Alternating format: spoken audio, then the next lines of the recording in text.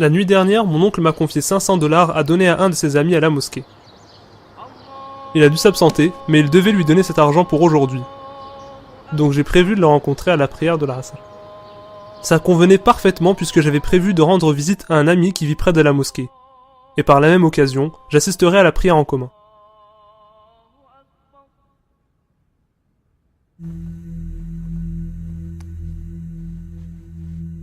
J'étais terrifié et embarrassé. Je n'avais aucune idée de ce que j'allais dire à mon oncle. Ce n'était même pas pour l'argent que je m'inquiétais puisque je savais que je trouverais un moyen de récupérer cette somme si je devais réellement le faire, mais je savais que si mon oncle le découvrait, il serait très en colère. J'ai d'abord eu peur, puis j'étais perdu, et puis ça m'a agacé. Je veux dire, où pouvait-il bien être passé ? Ensuite, je me suis calmé en me rappelant ce que le prophète que la paix soit sur lui nous a enseigné, Allah a décrété, et ce qu'il a voulu est arrivé. Le fait que je sois agacé n'allait pas ramener l'argent. Et pour l'instant, je dois juste trouver un moyen de récupérer 500 $ pour l'ami de mon oncle. Je continuais à penser que je devrais peut-être le signaler à la police et croiser les doigts.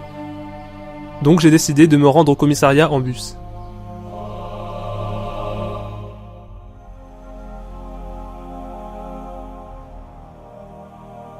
L'homme qui allait aussi prendre le bus semblait mal à l'aise avec moi. Il me regardait l'air suspect comme si je ne présageais rien de bon. Mais j'ai déjà eu droit à ce regard auparavant, et comme d'habitude, j'ai simplement souri, et je l'ai salué de la manière dont je salue tout le monde.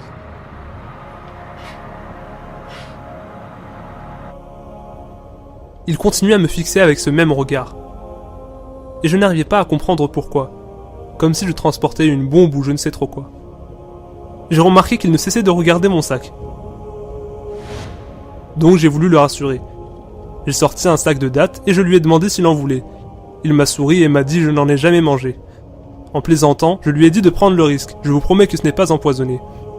Donc il a accepté avec hésitation, fait un croc, et finalement lâché un sourire.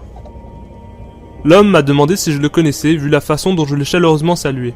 Après tout, aux États-Unis, les étrangers ne vous proposent pas de manger des dattes dans le bus. Je lui ai dit non, je suis juste musulman, et c'est ainsi qu'on nous dit de traiter les gens. Ensuite il m'a demandé, que dit la bague ? Ça ressemble à quelque chose que j'ai vu sur les terroristes islamistes à la télé. Je lui ai dit, ça dit, Mohammed, messager de Dieu. Et c'était un messager de paix. Et c'est ainsi que ça nous a mené à une conversation intéressante. Je lui ai dit que j'ai vu des gens tués au nom du Christ, mais je ne blâme pas Jésus, que la paix soit sur lui, pour leurs actions. De même, notre prophète et notre religion n'ont rien à voir avec ces gens. Curieusement, il m'a avoué qu'il m'avait aussi stéréotypé. Il m'a dit qu'il m'a vu sortir de la mosquée et qu'il pensait que j'étais un terroriste parce que j'ai posé le sac au sol avant de m'enfuir. J'ai rigolé, puis je me suis excusé.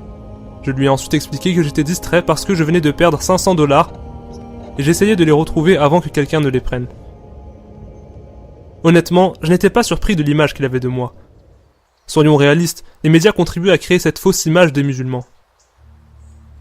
Et si c'était les seules images qu'on voyait des musulmans, on penserait certainement la même chose. Je lui ai dit que s'il voulait réellement comprendre le terrorisme, il pouvait lire le rapport du FBI sur le terrorisme intérieur en 2005, qui dit que seulement 6% des attaques terroristes sur le sol américain sont faites par des musulmans. J'ai aussi précisé que la violence n'a pas de religion, et que notre religion est une religion de paix, qu'on se salue même avec la paix, et que le mot islam est dérivé du mot paix. Et quiconque lit sur notre prophète que la paix soit sur lui, saura que lui et ceux qui l'ont suivi n'ont jamais fait de tort aux innocents. Et d'ailleurs, le Coran a comparé le fait de tuer un innocent au fait de tuer toute l'humanité. Un homme a demandé au messager d'Allah « Quel acte est le meilleur en islam ?» Il a répondu « Nourrir les pauvres, saluer ceux que tu connais et ceux que tu ne connais pas. » Il a également dit « Sourire à ton frère est une aumône. » Il y a beaucoup de paroles du prophète que la paix soit sur lui similaires à celle-ci, qui contredisent complètement l'image qu'on donne de lui. L'islam est dérivé de la paix. Un des noms d'Allah est As-Salam, la paix. Et notre salutation en tant que musulman est le salam, la paix.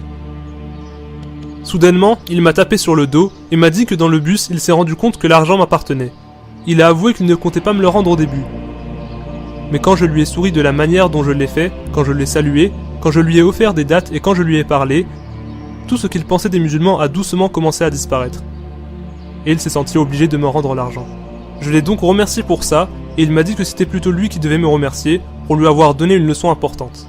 On s'est serré la main et il s'en est allé, mais j'ai su que cette main n'était pas la seule chose que j'avais touchée. Abdullah ibn Salam a dit que les premiers mots qu'il a entendus du prophète, que la paix soit sur lui, étaient « Ô mon peuple, répandez la paix entre vous, et nourrissez vos pauvres, et priez la nuit lorsque les autres dorment. Ainsi, vous entrerez au paradis en paix. Allahumma salli wa sallim ala nabiyyina Muhammad. »